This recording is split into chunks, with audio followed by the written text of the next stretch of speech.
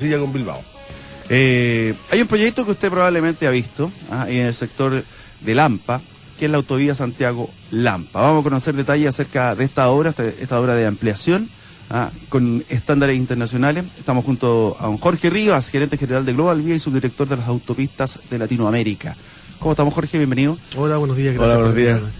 La gente en un momento, en ese sector, pensó que ahí solamente se iban a colocar pórticos. ¿En qué consiste la obra en general? ¿Qué va a conectar? ¿Cuáles son los beneficios que trae? Mira, la obra que se está construyendo, y para situarla geográficamente, es en la Ruta 5 Norte, entre Américo Vespucio y lo que es actualmente el peaje Lampa. Son 15 kilómetros que hoy día se están transformando radicalmente con este proyecto. Por una parte estamos cambiando lo que ya conocíamos como el acceso norte de Santiago, que es el principal acceso, pero también estamos elevando de una manera significativa el estándar, tanto de seguridad vial como de la valorización y de la calidad de vida de los vecinos. ¿Cómo lo estamos haciendo? Estamos no haciendo una mejora, porque normalmente a veces se habla de un mejoramiento. Estamos haciendo una transformación total, prácticamente la construcción de una nueva autopista en ese sector. Estamos cambiando un estándar de lo que era interurbano. Recuerden que apareció en el Mercurio este fin de semana que la Ruta 5 estaba cumpliendo 50 años desde sus inicios. Bueno, el proyecto original de la concesión que tenemos, que es entre Santiago y Los Vilos, fue diseñada en los años 90, claro, con toda la realidad que existía en ese momento.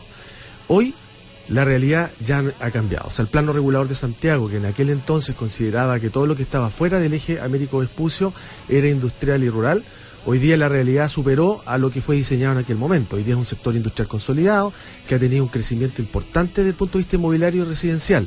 Y naturalmente nosotros, como titulares del proyecto, no podíamos quedarnos simplemente que el contrato de concesión decía que tenía ese estándar interurbano y tenía que permanecer así hasta el final. Ahí con el Ministerio de Obras Públicas lo que hicimos de manera conjunta fue diseñemos un proyecto que se haga cargo de la realidad actual. Y ahí surgió este proyecto, que es un proyecto de transformación. Es un estándar urbano que se está construyendo en ese sector. ¿En qué consiste? A grandes rasgos, porque tiene una serie de inversiones, son 220 millones de dólares que se están invirtiendo en el sector norponiente de Santiago.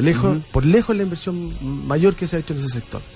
Se está ampliando la capacidad vial. La capacidad vial, estamos pasando de lo que conocíamos, de 3 pistas por sentido, con calles locales totalmente interrumpidas, sin ningún tipo de estándar, a 4 pistas por sentido en los primeros kilómetros, las vías expresas, pero también para los usuarios que no quieran pagar, pueden y se van a construir calles locales de 3 pistas por sentido. ¿Sin lomo de toro?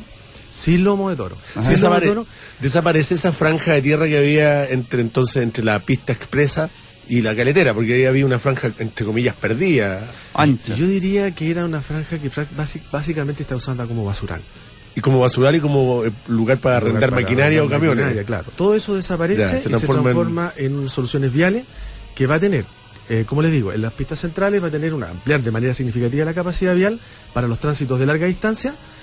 Se van a construir calles locales, 3 pistas por sentido, pero además, como este proyecto es una nueva generación, eso se ha ido mejorando a lo largo de los años. En las participaciones ciudadanas que hicimos, participaciones ciudadanas voluntarias, surgieron otras necesidades que no estaban cubiertas antes. Como por ejemplo, se van a construir 30 kilómetros de ciclovía. Por lejos, la ciclovía urbana más larga de Chile. No hay otra que se va a igualar. Pero también se van a hacer veredas iluminadas, con un estándar de seguridad, monitoreadas por cámaras de seguridad.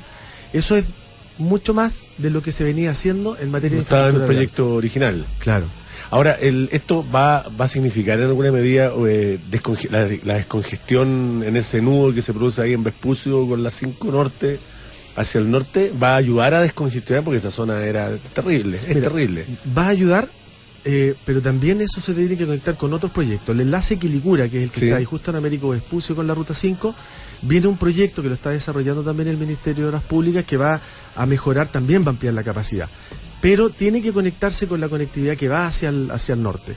Por ejemplo, ustedes no sé si conocen el sector de Buenaventura, ¿cierto? Ir el día de semana para allá era tiempo incierto. Ahí uno se a Hugo le gusta ir a comprarse ropa ahí a las picas.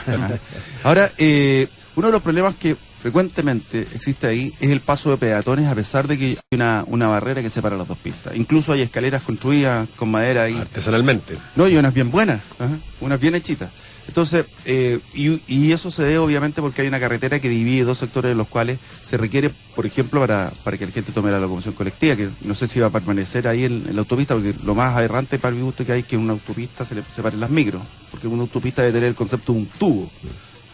Entonces, ¿cómo se va a solucionar el problema de esa conectividad entre un lado y otro? Mira, ahí se aborda desde varios frentes. Lo primero es que el proyecto actual tenía poca conectividad transversal, o sea, los peatones tenían pocas posibilidades de atravesar. Hoy día lo que estamos incorporando son 25 posibilidades de atravieso. 25. Pero por muchísimo más de lo que te existe hoy día. O sea, muy si poco, miramos en sí. 15 kilómetros, 25 posibilidades de atravieso es significativo. Además, lo que tú decías, no es que existían paraderos, no existían paraderos de bus.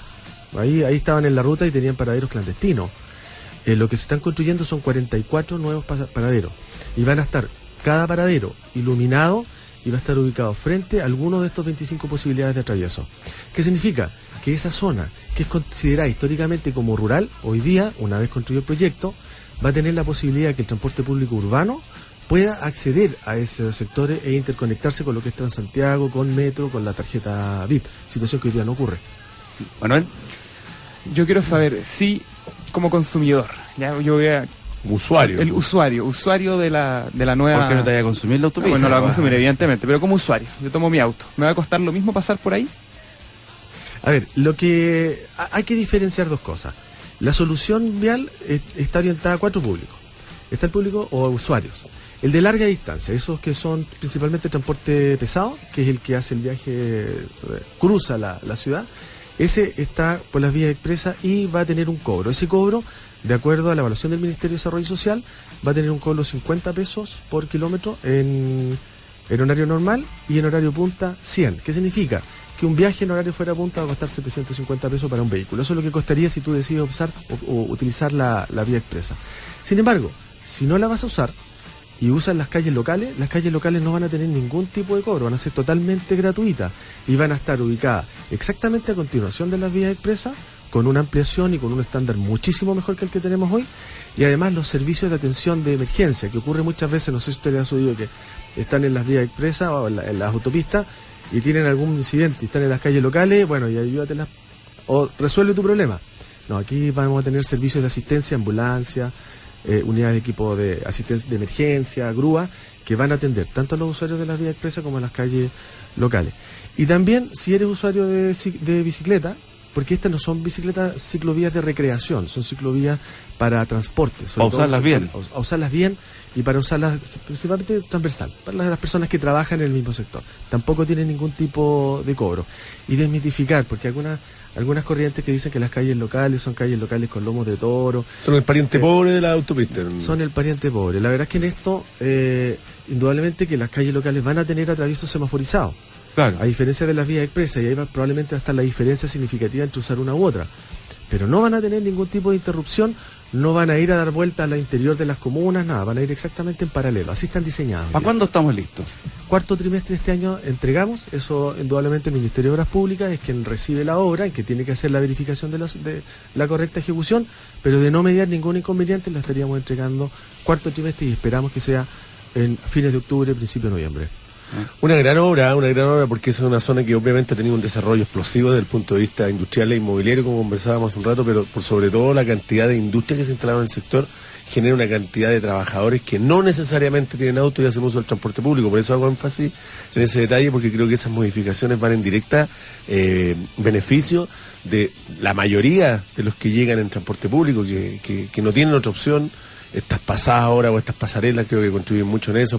Era muy peligroso en la noche además porque era muy oscuro eso. No había iluminación. No había iluminación. Una de las quejas de los industriales del sector eran los asaltos que era justamente que sus trabajadores eran asaltados durante la noche producto de la oscuridad, y algo que ya, no sé, creo que los tiempos no están para eso, de que los propios industriales se quejaban que sus trabajadores estaban sufriendo accidentes recurrentemente. Claro. El 60% de los atropellos de la concesión completa, que son 220 kilómetros, ocurrían en estos 15, con muertes, con lesiones permanentes, algo que creo que ya Chile lo está mirando de una manera fea. Por eso es que está invirtiendo, ya dejó de pensar en cuántos muertos va a tener, sino que evitar y tomar las medidas para evitar que esté ocurriendo este tipo de situaciones. Lo bueno es que a Quilicura se le da una salida, porque hoy día el nivel de congestión en la avenida Manuel Antonio Mata, que es la salida única que tiene Quilicura, Quilicura está es muy tremendo. complicado con eso, sí. Sí, porque- Y no de una, va a tener 3. claro, ahora va a tener 3, y Va a hoy tener día tiene 3. una. Tiene una.